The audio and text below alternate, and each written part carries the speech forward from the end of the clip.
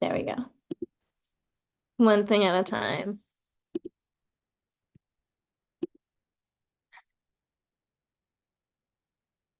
That's not what I wanted to hit. Okay, cool. I think I'm ready now. All right. Well, welcome. I'm excited. So I don't know if this went and ended up going into the direction that I wanted it to go in, but I'm excited with the direction that it did go in. Um, so yeah. So anyways, um, let's jump in. Okay, I got too many things. I gotta move this. Okay, so these are the topics that I decided to come up with. Radical responsibility, and then I'm going to talk about unwavering self-belief, and then structures, which is kind of, yeah. So that's going to be the fun part. All right. Okay. I gotta move this. Oh, my fun quotes. I would like my life to be a statement of love and compassion. And where it isn't, that's where my work lies. No, that one hit me because I feel like it relates us to what we're going to talk about. Yeah, I'm not going to say more yet. All right. So this is how I look at radical responsibility. Some people might use the term differently, but this is kind of where I'm at. So I believe that in order to lead, create, inspire, and go forth into the unknown, that we must shift our mindset to that one of radical responsibility, meaning that we see ourselves as the creator of our reality and moving further and further away from victim consciousness. So the more that I have embodied this and gone further with it, it's only become more clear to me. So if we keep seeing ourselves as victim to our circumstances, it puts us in an unempowered state, right? So in order to be in an empowered state, we therefore then have to take responsibility over everything that's happening. But the main thing, and I'll talk more about this, is it's not a blame game. And I think that's the trap where people fall in and then don't get the right teaching from this, is because it's like, well, I didn't want this to happen and I didn't cause it and that's not my fault, right? And but when we do that, we don't learn what we can from the experience, and we then don't move forward and actually create what we're wanting to create, right? We start to be like, well, I need to get this other thing or do this or that, when we start to continue looking outside of ourselves, instead of what's got to shift in here. So yeah, so if we adopt the view that we're creating our reality, then we can more easily look at what we can learn from our experiences and what we can do to make the shifts. So when we adopt this level of responsibility, it creates a desire to address things and take care of them. And that's huge. And again, we can't have it with shame or blame, but okay, this is happening. This keeps getting created. What is it teaching me? Why is it here? I have actually some questions on another side. And like I was saying, when we feel victim to life circumstances, we get stuck into a negative mood, mindset, emotions, and it creates more thoughts of being persecuted against, which leaves us feeling powerless, hopeless, and blind to the learning and power we hold. So it really, I've never seen, maybe there's examples, but I've never seen an example in which someone goes into that victim mentality and that be helpful in any way, shape, or form. Now, that's not to say that you can't feel frustrated, and I know I talk about in my, in the coaching calls, the monthly coaching calls, like, have your little temper tantrum, like let the emotions out, like do the thing that you need to, but you understand this is a little temper tantrum. I'm not actually a victim. I just need to like express my feelings and like let them out. So this is more of like the overall awareness. So it's not to say you can't be frustrated. It's not to say you can't be in a bad mood, because we all have, that, but recognizing there's something to gain here, if I allow myself to. So again, radical responsibility is not self-blame. Radical responsibility is not punishment. So that's a big thing. I still notice that coming in my head, in which something doesn't work out and I feel punished or persecuted. It's a lot less than I used to, but that's like that. This isn't fair. I'm being punished. If I did this right, then this should happen, right? So I think as kids and being raised in a society, it's like you're kind of taught, if you do the right things, you get the right results, right? Like we're very much taught it's like A, then B. Then we get out into the world and realize that that's how it seems to work. So then it creates this constant feeling of I'm being punished. Which then again, if you're feeling punished, you're seeing like an authority as above yourself, right? And now you're in a disempowered state. But rather, okay, so here are some of the questions that I wrote out that can be really helpful in making this mindset shift. How is this consequence serving me? Then actually came up for me naturally yesterday. I'm not going to get into the details, but there was like an obvious negative consequence for me. And I was like, it was really interesting because I want to say this is one of the first times in my life that I was like, you know what? I'm grateful for this consequence, because this consequence could have been worse than the consequence that I got, right? So I was like grateful for the one that I got.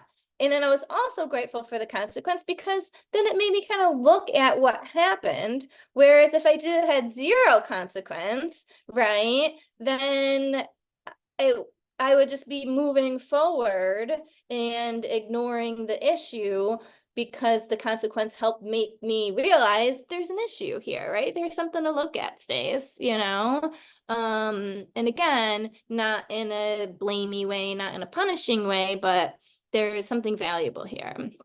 So basically I already said, yeah, what is it asking me to look at? Another way it could be is like, what does it want me to know? Might be a fun one. Yeah, what is it showing or uncovering for me? These are basically the same question. What direction is it pointing me in?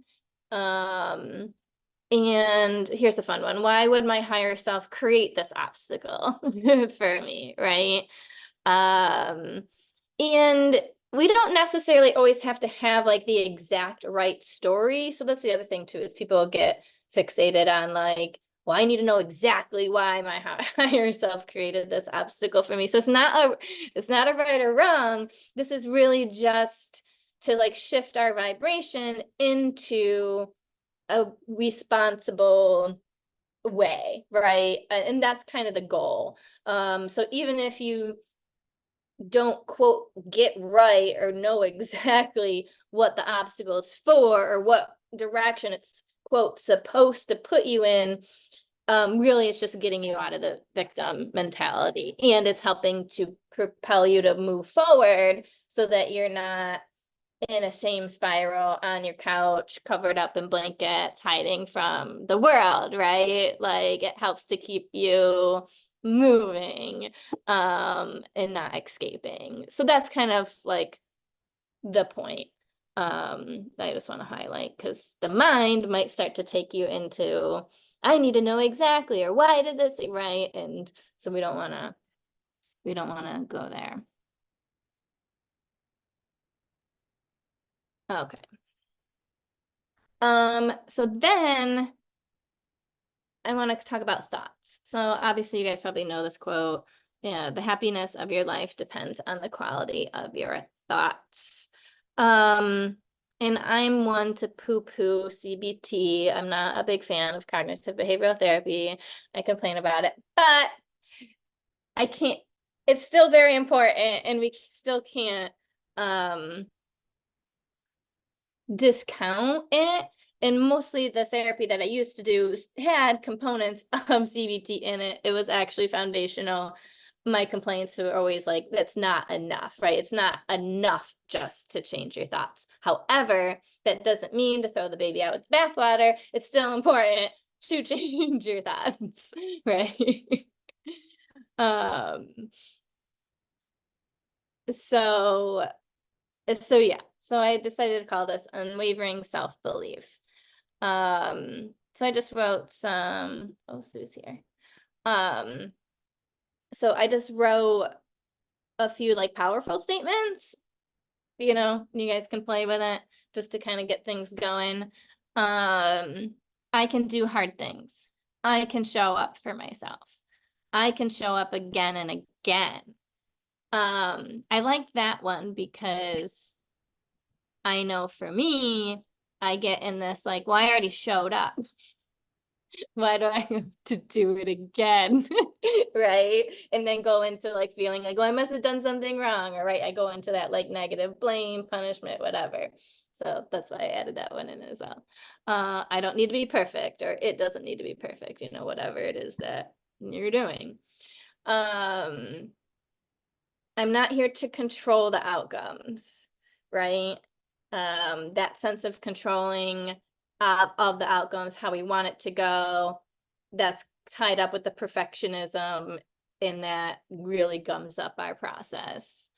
I'm here to show up and have fun while doing it, right? So here's like this permission piece that, I'm here to engage and be involved and be part of the world. Like this is a learning process. This isn't a final exam, so again, so yeah, often I work with people, personalities like mine, that like did well in school, and right, and you do right, get the A's and all the stuff. But again, that's just not how life works. It's really more of a science experiment than it is a unit test, I guess. And then like the self-care piece, I'll not mentally punish myself. I decided to add, it's obvious, but I just decided to add, I will not physically punish myself. Because the mind does that in tricky ways. It doesn't need to be like overt physical punishment, but that's like, maybe like you're skipping, you start like you're upset, so you don't eat, or you're not taking care of your body, or like those little sneakily ways that I feel we physically punish ourselves. So I wanted to point that out. I take care of myself no matter what. I like that one. Right? So no matter how much I screw up, no matter what happens, I'm going to show up. So again, this is showing up. I'm going to show up for me. I'm going to take care of me, right? And because that sends such an unconscious message that I matter, right? Like we can't get into this like unwavering self-belief of like, I can do all these hard things if we're not even like eating or moving our body, or if we're constantly beating ourselves up. Like that shit's going to win over no matter whatever confident bullshit you're trying to, pull, right? And not to say that you don't believe those confident things about yourself, that like, I know my stuff and I'm good at this and blah, blah, blah. Like, those affirmations are great. But if you're not showing up for yourself, if you're not taking care of yourself, right, then you're not going to see the results. And I think maybe that's where also people are like, oh, these positive affirmations don't work. Well, probably if you're just focused on like whatever it is that you're trying to like manifest, right? Then, but yet you're not actually showing up in this like adult way for yourself, that I think that's where the messages get mixed up for people. They don't have this foundational piece. Okay, so kind of back from last week, a little review. So since we're practicing listening, slowing down, and engaging in the creative process, this helps set the stage for being more mindful of our thoughts and beliefs, right? So as we begin to start to transition into seeing ourselves as powerful creators, the radical responsibility piece, it gives rise to a natural responsibility to be more impeccable with your words. So I threw in the 4 agreements here. And I thought this one was good because I've always said that that first agreement has always been the hardest for me. And so when I was kind of doing all of this writing and preparing for this, realizing, I feel like, at least for me, that's all connected, slowing myself down, being in the creative process, really listening to myself and my intuition, right? Starting to believe that I'm creating my reality and I'm not victim to it. And then as those pieces come together, I noticed it just started to allow me to become more aware of what I'm saying, when I'm saying to myself, the energy behind the words, because I gave myself space to do that. So I've always found that like rules and morality and so forth, in the way that they've always been presented, it had always felt more punitive. Oops, I forgot the N. And I don't know what that word is. Putative. That was weird. And stressful without adopting this path. So I think kind of you still get to this place of like having rules and morality and the values, but I feel like kind of the stuff I've been talking about last week and today strings us towards that in like a way less like stressful way. It feels like this less like omnipotent view authority come down, like you need to do it like this, and if you don't, right, because then you're kind of like scared, right? So I think it's important that our morality comes from a place of love and not fear, right? So we can still have the outcome, like a utilitarian approach is focused on, well, what is the actual outcome versus the intention, right? It doesn't matter if you were intending to save someone, if a bunch of people died, from a utilitarian perspective, that's not considered moral, right? It's focused on the outcome. However, I think it's also important it's that stress piece leading up to it that I find really important. And I think that when we do it in a really mindful way, it will result in the quote better outcome. But again, we don't have control, right, over the outcomes. So focusing so much on that, I have personally found that to be stressful. So yeah. So anyways, kind of went on a little tangent there. But back to the thoughts. So one question is like, well, what are the beliefs that are holding you back? And I think that's something to kind of journal about. So as we become more aware of the self-talk and really sit with how the words are landing in our body. And so this is a big point here. How they land in your mind may be different from how they're landing in your body when it comes to like the energy of words. So being discerning as to where the slowest and most sensitive parts of yourself are will help you to use the right language and the right energy to allow those parts to evolve. So this is where, like, if you have, this more like sensitive part that's here, but I'm trying to use language for my other more evolved parts of myself. If that's still like offensive or upsetting or doesn't sit well to a younger part or whatever it is, then me using this language over here is actually going to be hurtful, right?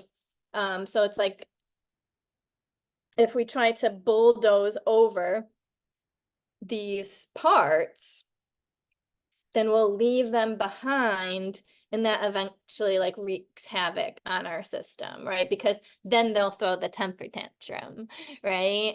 Because they're not feeling seen and heard.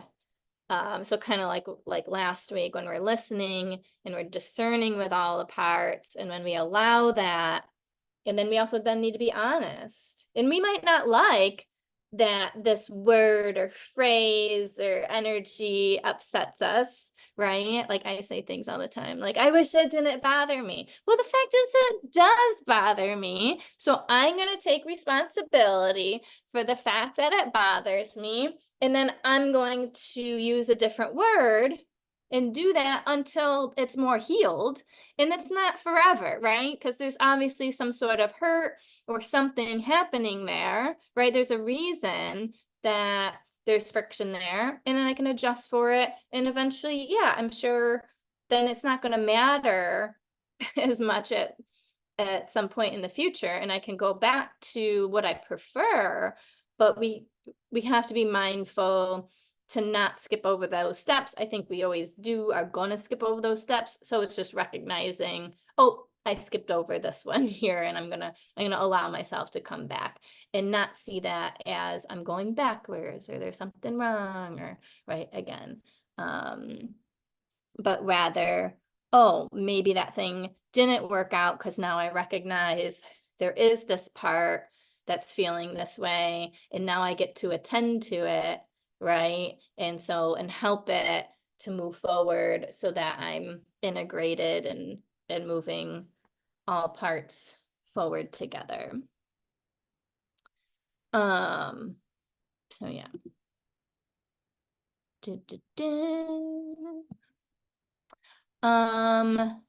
Aristotle's one of my favorites. We are what we do repeatedly. Excellence then is a habit, not an action. So I'm going to use that to move into structure.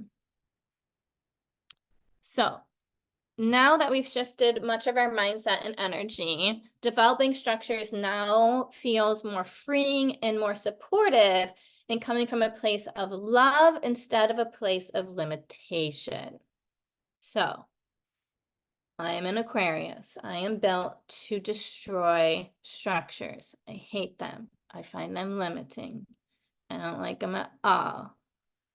I wouldn't be here doing this thing right now. If I wasn't, I'd still be doing some other structured thing, right?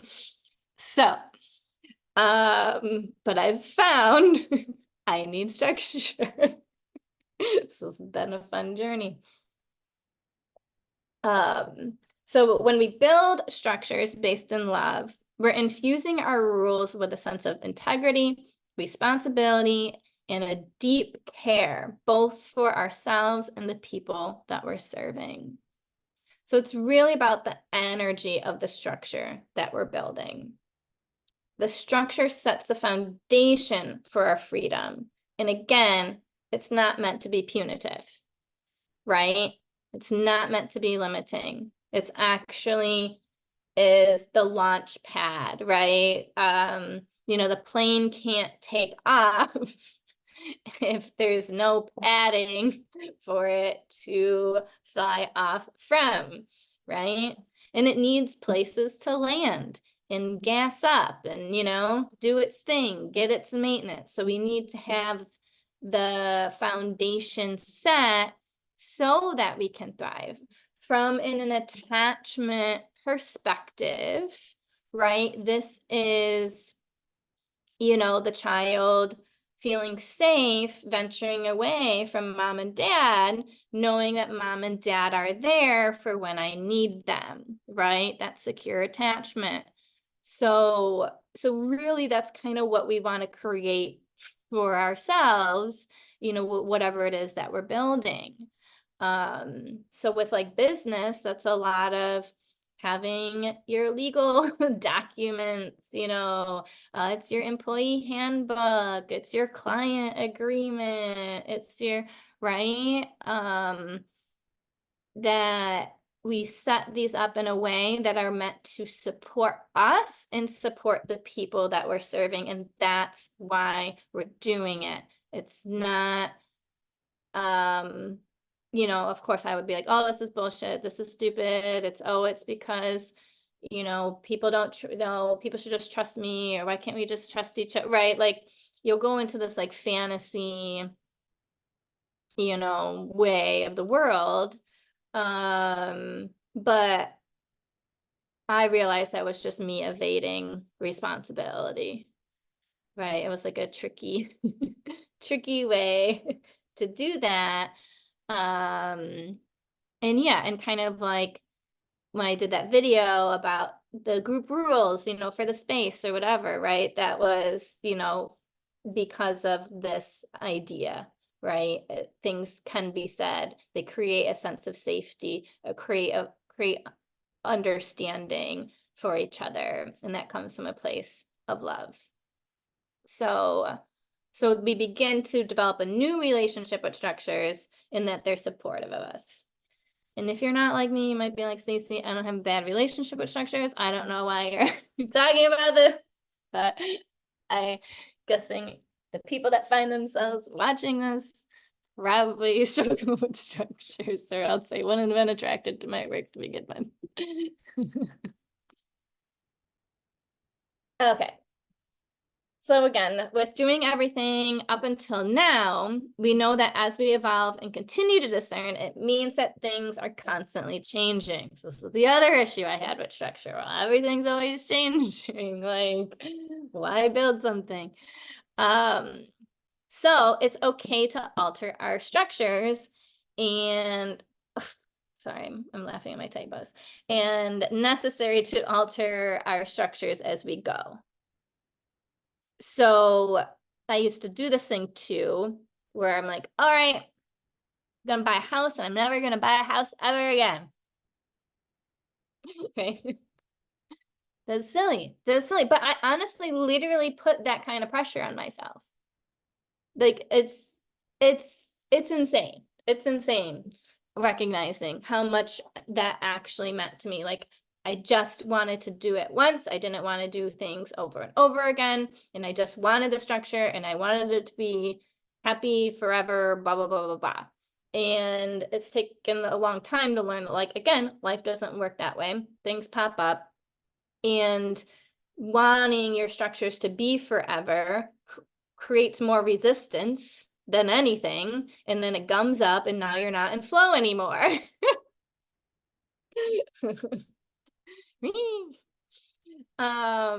But if we get comfortable with creating structures, if we create structures out of love, then they're inherently more flexible, right? It feels like more of a collaboration with the structure itself, right? And then there's less pressure for it to be the same, But yeah, because you see companies that if they don't evolve with the times, they go under, right? They're too married to their structure and ideology, and they're ignoring their intuition. They're right, and they're running out of fear. Well, if we change this, then blah, blah, blah, right? And so you already So you know you don't want to be that. And I think we sometimes go too far the opposite direction and be like, well, then we're just not going to have a mission statement then, right? Because that shit just keeps us, whatever, like stuck, but rather like, okay, I'm going to create the mission statement for myself and my business and my people as they are now. And we'll look at it a year from now and see where we're at, and really allowing for that evolution to take place. So yeah, so I think we get in trouble when we say our structures is forever. We always want the one and done. It doesn't work that way. So developing a new loving and caring relationship with structure is seen as highly supportive, I believe, allows us to be less rigid about it. And then the structures themselves become more supportive, less scary, and then we won't avoid the structure-y shit that we don't like to do, right? Because now it doesn't have that like heaviness to it. So this is like the technology, Krista, aspect of things. Calling Krista because she's here.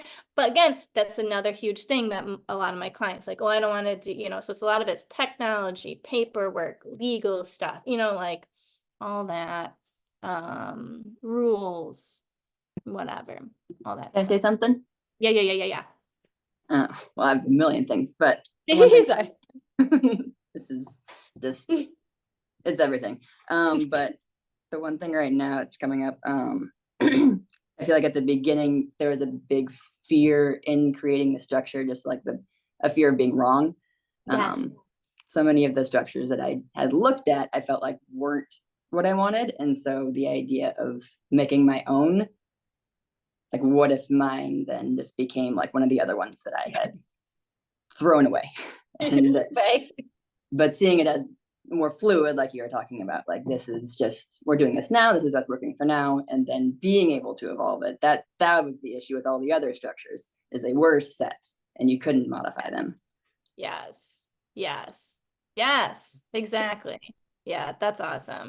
And especially in your case too, like you're always, I think when we're doing this work, we are going to get butted up against this, like, it feels like an existential crisis, right? Like you're like, well, I'm going to build a school. Okay, well, they're too structured. I'm play-based, school stuff. But then you're like, wait, shit, I need some structure. Oh, fuck. Now I'm going to wait, what? Like, am I wrong? Right then we go into, I don't know if you did this, but am I wrong? Do I have my whole philosophy wrong? Is this shitty thing that's been in place? Is that why it's been in place? Is because it can't do any better? Like, I can't, right? Like, Right. like, and then any tiny issue that did come up is like, well, is this because like I wasn't following this other structure that was there? It's like, no, that issue is just pointing to what needs to be developed now, and not needing a need to like go back and fall back on the old structures. Yes. So That was yeah, really right. Yeah, it can turn into a whole existential crisis, like, yeah. and I think people, if they haven't done these things, right, if they haven't gone into business themselves or run, at that level, they're like, what are you talking about, Stacey? Yeah, of course I know this. This is just easy peasy information. And it's like, well, you do your thing and then let me know how you feel afterwards. Actually doing it is a whole different deal. Right, exactly. Yes, we know things in theory. Sure. Yeah, this sounds great in theory. And people are like, well, what up, Stace? This isn't. But yeah, no, actually doing the work. So that's why I feel like, and I guess that's why I felt compelled to be like, hey, I think there's a different way to go about building things, because it can be done that way, but I don't like how it felt, and maybe that's like the little brat in me of like, well, I want a business and I want to feel good doing it. So I'm going to figure out a way to do it. So yeah, I think the old way, yeah, it does work, but I don't know. I think it can have negative other consequences. So, what else? So yeah, one thing I like to keep in mind, rigid things are more prone to breaking, right? So I always keep that one in mind.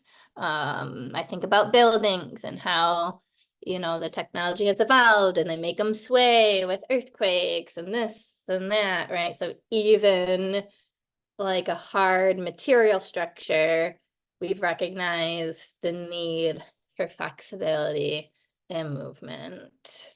And again, structures are supportive. I think that's like another reframe that I've had to, you know, they're not limiting, they're here to support me. They're here to support you, right? And again, they're not, they're editable, they're rewritable. So yeah, so ask yourself, what is needed as far as support goes when it comes to making your creation or leading your people, you know? So it's really like about that, like what kind of support is needed? What kind of foundation is needed? And I just feel like those are just helpful, like softer questions versus like, how does it need to be done? And what are all the rules? And what are, you know, like, it's just like a different energy that I like. And then for yourself, what does your mind need? What does your body need? What do your relationships need? What does your business need? You know? So it's, again, it's coming at a place of love, not how is it supposed to be run, or what is going to, what is everybody going to think, or what is, you know, what's going to be the guaranteed yielding results, you know, because again, those we don't have control over. But I believe that if we are taking care of our mind, our body, our relationships, our business, and we're doing it from a place of love, and that we're really listening and tuning in and creating support, you know, I feel like it's all gotta work out, right? You know what I mean? Like, I just like feel like that then the result is just this inevitable thing. And right, instead of not, you know, it's just if you water the garden and plant the seeds, you know, and you tend to it and you care for it, you're going to get flowers, you know, like it's inevitable. The flowers are going to grow, you know, like you really have to screw up for them not to grow, like growing a flower in the wrong climate, like, okay, it's not going to grow, but I think then you've ignored some of the earlier issues, right? If you're planting the seeds in the complete wrong climate, you know? And if we keep checking in along the way and listening, if we did make a big boo-boo, we're gonna know that we made a big boo-boo, right? And then we just all, again, we don't punish for ourselves for it. We take responsibility and then we alter. See? It all comes together in the end. So yeah, so I find this to be freeing, loving, and desirable. So I guess for homework, all I wrote was like kind of sharing your takeaways, like asking yourself, what's my current relationship like with structure? I think that's really helpful. And then what helps you to be more discerning with what thoughts and language you're using and attending to. Kind of went backwards through the PowerPoint with these questions. So yeah, like around the thoughts, yeah, what helps you to create more space and realize, hey, you know what, wording it that way or my energy around that, like, you know, that actually is like demeaning or hurting a part of myself or isn't supportive of myself, you know? So kind of maybe like calling yourself out a bit on that. And then along with structure, what's your relationship like with responsibility? Like what's shifting here as well? So I feel like the responsibility structure piece, they go together, but they are a little bit different. You know, a big part with the responsibility piece that I didn't talk about, which I think is important, is the other issue people run into when they think about radical responsibility. They use it as an excuse to take responsibility over other people and other people's emotions and how they're being, and that's not what it means either. And people actually more often focus on taking responsibility over other people's emotions instead of your own emotions, right? Because it feels more powerful to manipulate and control them. However, most people do it under the guise of I love and care and have concern about you. But it's often actually still manipulation. Um, so that's just like a distinction of I'm creating what is my suffering I'm experiencing. I'm creating that suffering for me. So it's my emotions, my thoughts, my this, and it's not about the other person, right? It's not about the other person. It's more about, okay, what are they illuminating in me? What did, so I guess if it's an interaction with another person, that's the issue. They're like the precipitating event, or they're just the person in which these things are showcasing for your own patterns, your own things, to look at within. But it's really easy to go down the rabbit hole of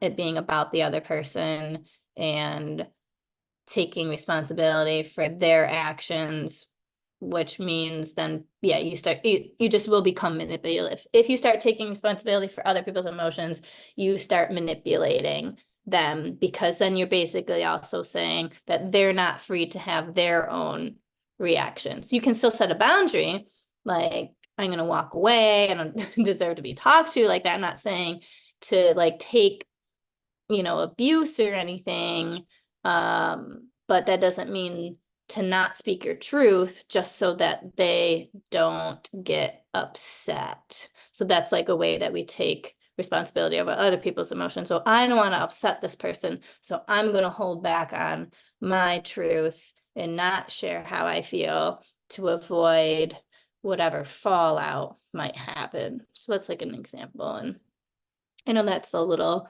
tangential, but also not at the same time, because that does get mixed up in there with the responsibility piece.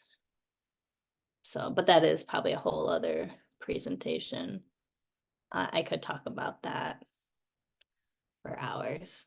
So, yeah. So anyways, all right, I'm going to do what I did last time and stop the recording.